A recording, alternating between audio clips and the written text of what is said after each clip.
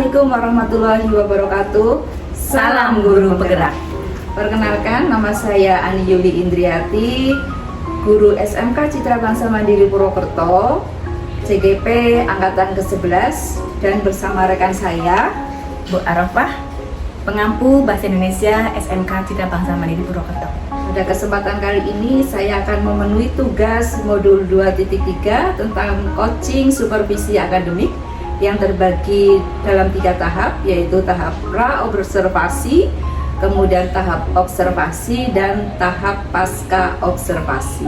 Selamat menyaksikan.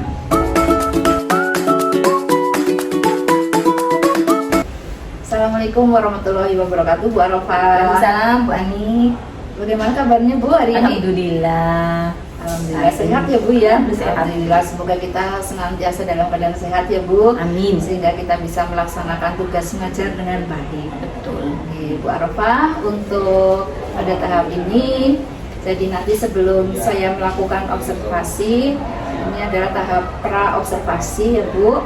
Tujuan daripada tahap pra-observasi itu sebagai persiapan awal sebelum melakukan pembelajaran di kelas, nanti agar Ibu Arafah lebih siap dan lebih percaya diri sehingga bisa memberikan pembelajaran yang baik pada murid.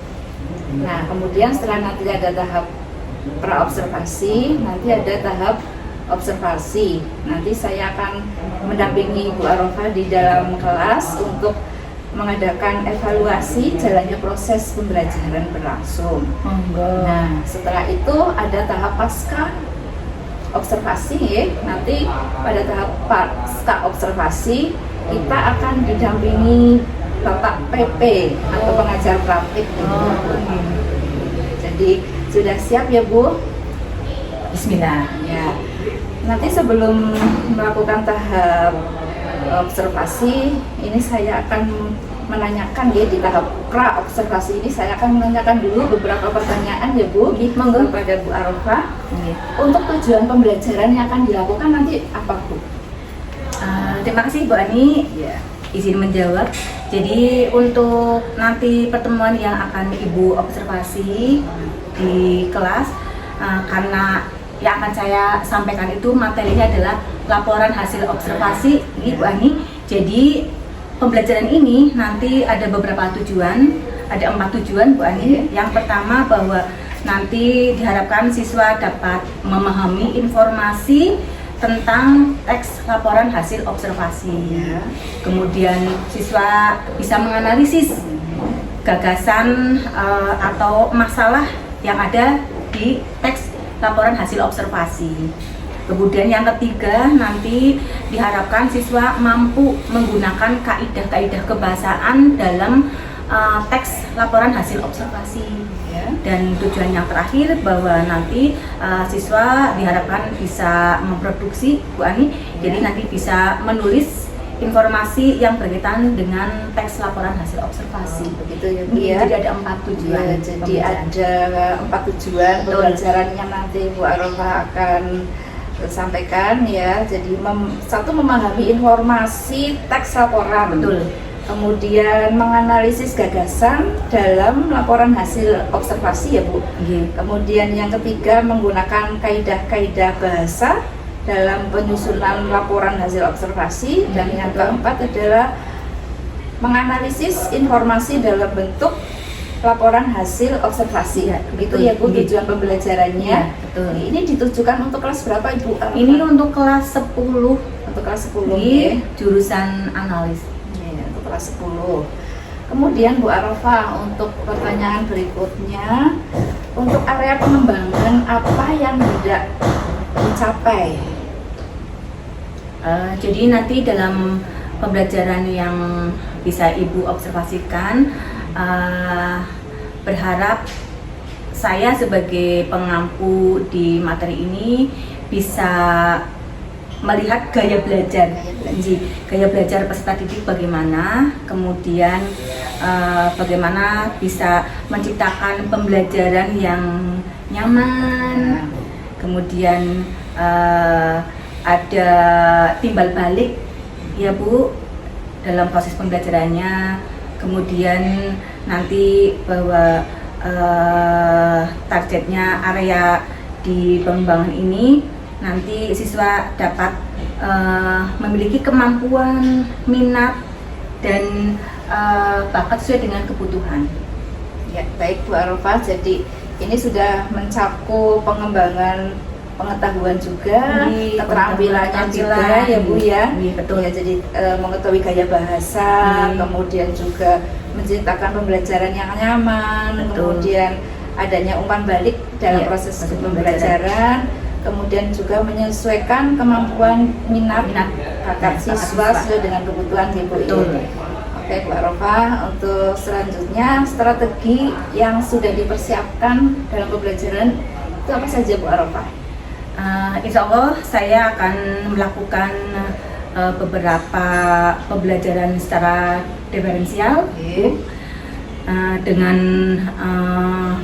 mengaitkan untuk diferensial konten, kemudian ada diferensial proses dan diferensial produk. Kemudian saya juga akan lakukan kompetensi siswa berdasarkan emosi dan sosial. Kompetensi sosial emosional. Betul. Kemudian selain tadi pembelajaran diferensial ya Bu ya, yang terintegrasi dalam KSE atau kompetensi sosial emosional, itu metode pembelajaran yang akan digunakan apa Bu? Ini untuk pertemuan kali ini saya akan menggunakan metode PPL Bu Ani. PPL. Dan ada diskusi nanti, kemudian ada tanya jawab dan ada kegiatan presentasi siswa. Jadi metode pembelajarannya adalah program based learning, kemudian ada diskusinya, ada tanya jawab, dan nanti siswa maju untuk presentasi hasil ya Bu ya. Baik Bu Arafah. Kemudian media pembelajaran yang digunakan itu apa saja Bu? Rencana ya, saya akan menggunakan PPT Bu. PPT, kemudian ada Alkepedanya ya, ada lembar kerja peserta didik, kemudian nanti ada laptop Bu, laptop, kemudian ada beberapa yang bisa membantu untuk proses jalannya pembelajaran. Baik Bu Arafah, kira-kira nanti saya bisa observasinya hari apa? Mungkin jadwal pembelajarannya di hari apa Bu? Kebetulan Bu, besok hari Kamis. Besok saya ada jadwal. Saya ada jadwal hari Kamis. Hari Kamis besok ya Bu. Itu di jam ke-6 dan 7. Jam ke-6 dan 7 ya Bu. 90 menit Bu. Baik Bu Arafah, insya Allah besok ya Bu. Nanti saya akan observasi pembelajaran Bu Arafah di kelas. Mudah-mudahan nanti Bu Arafah juga sudah menyiapkan untuk semuanya, baik itu LKPD, kemudian PPT dan sebagainya, dan semoga besok pembelajaran di kelas berjalan dengan baik dan lancar. Ya, amin, semoga. Terima kasih Bu Arafah atas waktunya. Bu Ani. Terima kasih Kembali. Sampai ketemu besok ya Bu di kelas 10 TLM ya Bu. Ya, betul. Terima kasih. Di jam ke-6 sampai jam 7. Terima kasih ya Bu. Sama-sama. Assalamualaikum warahmatullahi wabarakatuh. Assalamualaikum. Selamat siang. Assalamualaikum warahmatullahi wabarakatuh. Waalaikumsalam warahmatullahi wabarakatuh. Bagaimana kabar kalian? Baik. Alhamdulillah baik. Jadi di kesempatan kali ini bertemu lagi dengan saya untuk matkul Indonesia. Sebelum kita mulai pembelajaran, mari kita terlebih dahulu berdoa ya. Berdoa, panjatkan rasa syukur kita ya. Kemudian silakan kalian bisa memohon pada Tuhan ya atas berkat di hari ini.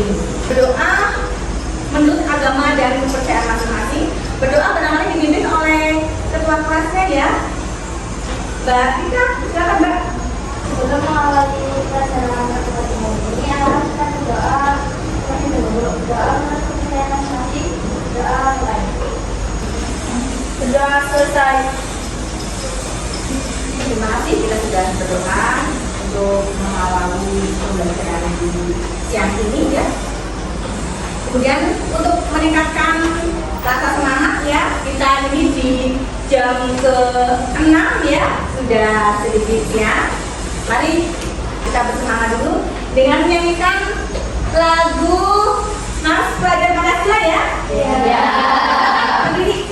Kita belajar Pancasila. Ayo kita jaga Indonesia.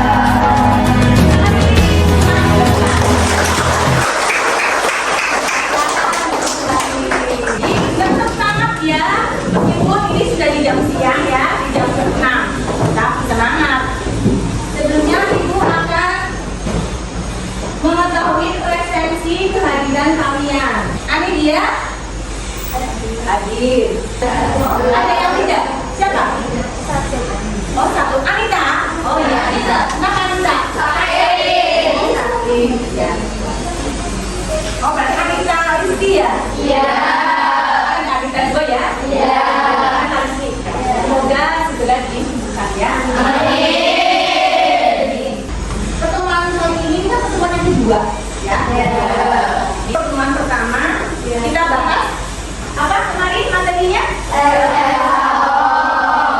Betul. Tes LHO apa itu? Tes Hasil observasi. Untuk pertemuan kemarin sudah sampai pada ciri-ciri tesnya ya. Udah ciri-ciri tesnya. Apa ini tes LHO? Oh iya, tidak. Gimana nih? Suatu objek harus mengalami. Oh iya, betul?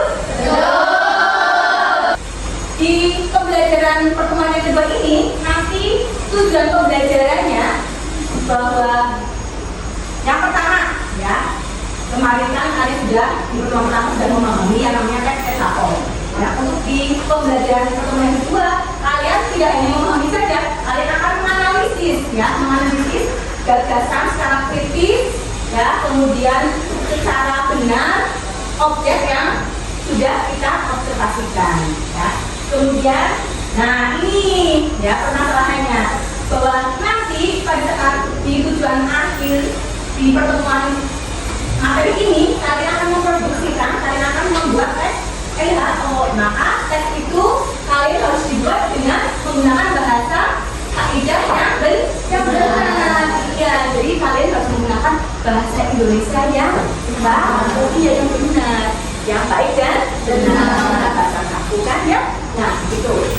Kemudian nanti tes LHO kalian yang kalian produksi juga bisa ya, bisa bermanfaat bagi orang lain atau pembaca. Nah, inilah tujuan pembelajaran di pertemuan yang kedua ya. Sehingga nanti di isi pembelajaran kali ini ya, kita akan membahas tentang bagaimana struktur ya, struktur teks LHO. Nah, jadi sebelum nanti kalian bisa menulis yang namanya LHO ya, laporan hasil observasi, kalian lebih dulu juga harus mengetahui struktur teksnya. Iya, nah ya, struktur teksnya. Bagaimana struktur teks LHO? Oh, Asa bisa ya, coba As. Judul, kualifikasi, umum atau pernyataan umum, deskripsi, kesimpulan atau penutup. Iya, betul ya. Nah, jadi isi atau struktur laporan hasil observasi. Nah, ini seperti ini isinya nih. Ada 4 hal yang nanti akan dibahas dalam laporan hasil observasi. Yang pertama itu ada judulnya ya. Jadi setiap yang namanya tulisan ya itu ada judul ya kan. Namanya itu namanya kepala tulisan ya, judul teks. Nah, bagian yang kedua, kalian nanti akan mengungkapkan tentang permasalahannya ya. Jadi objek itu apa? Iya betul ya. Jadi nanti misalkan objek objeknya tanaman. Nah, apa itu? Spesifik ya, tadi kan ciri-cirinya kan spesifik ya. Tanaman lebih spesifik apa? Oh, bunga. Bunga pun harus spesifik kan, bukan tiap hari. Oh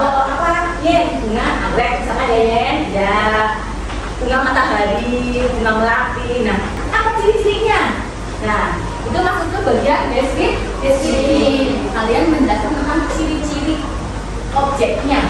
Ya. Ciri yang keempat pada bagian LHO adalah simpulan. Nah, di sini kalian akan menyampaikan simpulannya. Simpulan dari hasil kalian melaporkan objek yang akan diobservasikan. Kalian setelah mengetahui struktur teks LHO, kalian harus tahu tentang kaidah kebahasaan. Apa itu kaidah kebahasaan? Ya betul ya. Jadi bahasa-bahasa yang digunakan adalah teks observasi ya.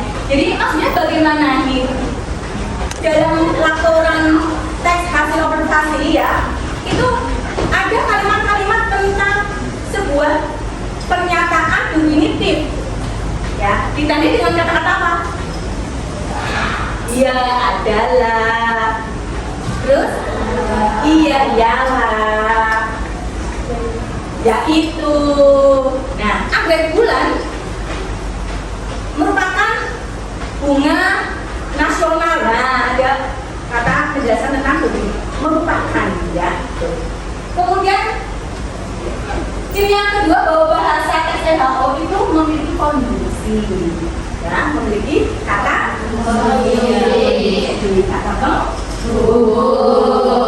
ya, kemudian penyusunan bahasa LHO itu ada penggunaan kalimat simpleks dan kalimat kalimat kompleks. Jadi kalimat simpleks itu kalimat yang bagaimana?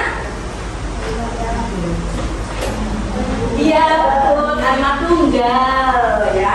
Jadi kalimat simpleks itu kalimat tunggal. Yang namanya kalimat tunggal itu kalimat bagaimana? Iya, pintar. Kalimat yang terdiri dari satu pola kalimat. Iya. Berbeda dengan kalimat kompleks. Nanti kalimat kompleks itu kalimat bagaimana? Ini. Iya, benar. Tapi kalimatnya majemuk. Kalimat tunggal ya. Kalimat simpleks itu kalimat tunggal. Kalimat kompleks itu kalimat majemuk. Pintar ya? Ya.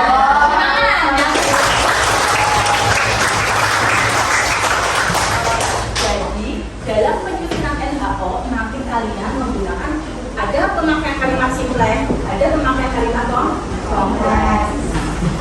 Kemudian bahasa yang lain dari teks LHO bahwa ada data yang harus diungkapkan dalam laporan itu. Artinya bahwa kalian nanti menyusun teks LHO itu berdasarkan data pengamatan kalian itu loh ya, hasil pengamatan kalian, jadi berupa data. Nanti kita akan cek ya untuk seberapa pemahaman kalian di materi yang kita bahas hari ini. Silakan nanti kita buat kerja kelompok ya, kerja kelompok. Kalian membuat kelompokan. Nah nanti coba kalian nanti di kelompok ini akan menyusun sebuah contoh teks LHO ya. Nanti sederhana dulu ya, karena ini awal sebagai pengenalan sebuah laporan ya. Jadi silakan nanti kita diskusikan bersama ya. Nah, silakan kalian bisa membuat formasi diskusi dengan kelompokan yang sudah ibu tentukan kemarin ya. Iya. Ini ada LKPD ya, lembaga kerja kalian yang akan saya bagikan untuk bisa ya mengevaluasi dari pembelajaran atau materi yang tadi kita bersama-sama pelajari ya. Nah, sehingga nanti LKPD ini bisa diisi ya, jadi kerjakan per kelompok. Kemudian nanti kita bahas ya. Nah, silakan. Ini untuk kelompok kedua, kelompok pertama 2 lembar.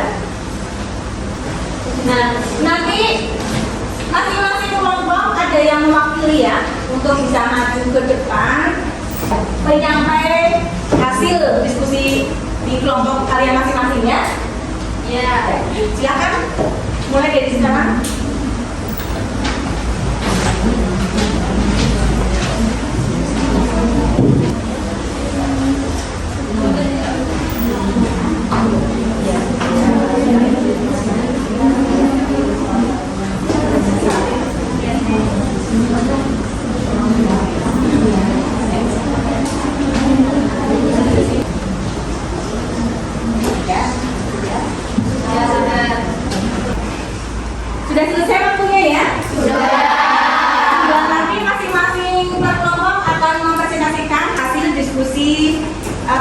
ya. Silakan kelompok 1 akan diwakili oleh Mbak Aya, silakan. Ya, ditulis di depan. Kemudian untuk kelompok 2 akan diwakili siapa? Masing-masing kelompok mewakili untuk bisa menunjukkan hasil diskusinya ya.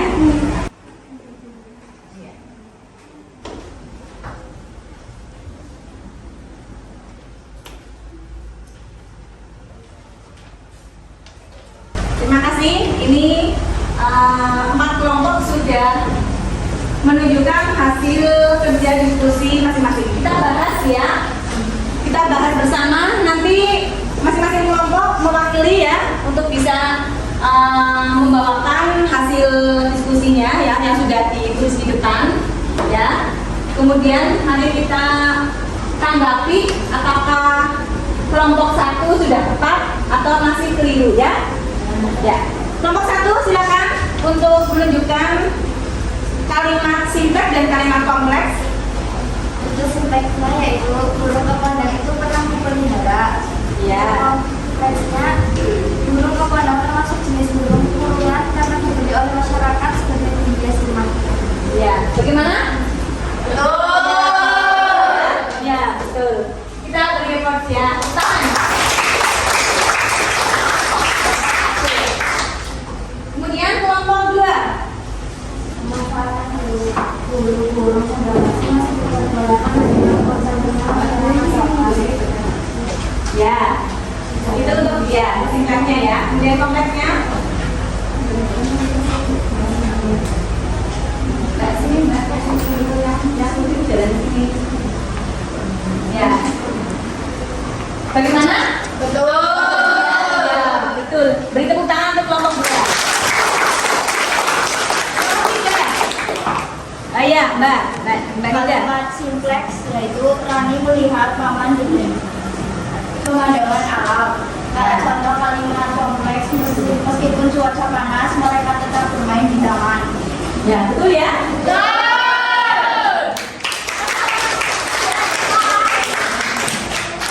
Selanjutnya kelompok 4. Kalimat kompleks Ya. Omar tetap berangkat meskipun harus tetap pulang. Ya. Bagaimana? Sesuai pada teksnya itu ya? Ya. Beri tepuk tangan untuk kelompok. Nah, jadi untuk kegiatan diskusi sudah kita lewati. Silakan kalian bisa formasi seperti sedia kala. Ya, dipersilakan. Yuk. KPD silakan dikumpulkan. Untuk pertemuan di hari ini kita sudah melewati beberapa pengetahuan ya. Yang pertama bahwa pertemuan ini kita mempelajari tentang struktur teks LHO ya. Nah, kita simpulkan ya, kita simpulkan untuk materi di pertemuan kali ini. Apa saja struktur teksnya?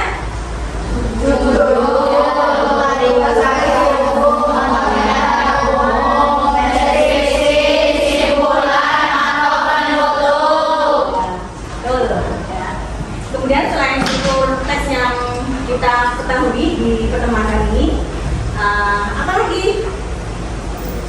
Betul ya?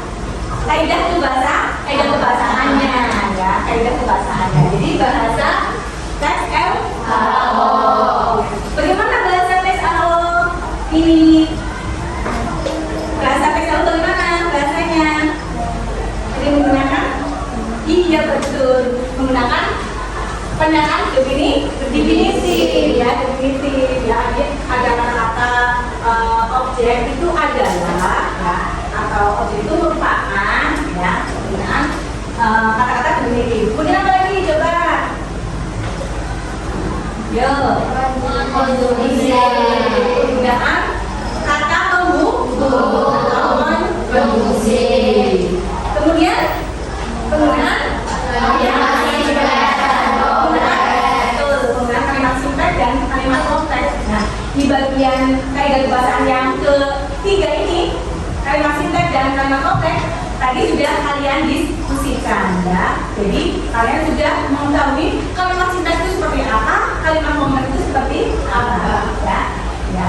Kemudian yang keempat bahwa kaidah bahasa LKO itu menggunakan memakai bahasa kata yang hasil dari data yang kita observasikan ya.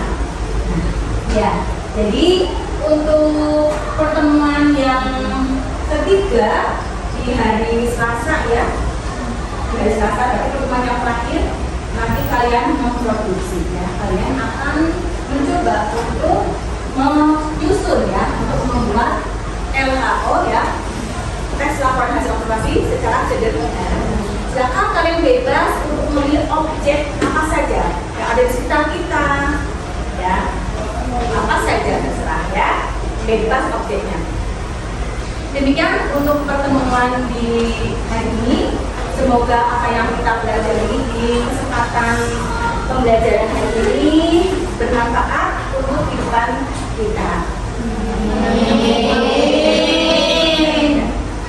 Sebagai penutup di pertemuan ini, kita tutup dengan berdoa. Ya. Silakan berdoa dipimpin oleh hari ini yang punya siapa? Rita ya. Silakan Mbak Rita untuk memimpin doa. Untuk mengakhiri pelajaran pada hari ini, silakan alangkah baiknya berdoa menurut kepercayaan masing-masing. Berdoa mulai, berdoa selesai. Terima kasih. Ditutup dengan Wassalamualaikum warahmatullahi wabarakatuh. Waalaikumsalam warahmatullahi wabarakatuh. Terima kasih Bu. Sama-sama. Jangan lupa bahagia. Tangan untuk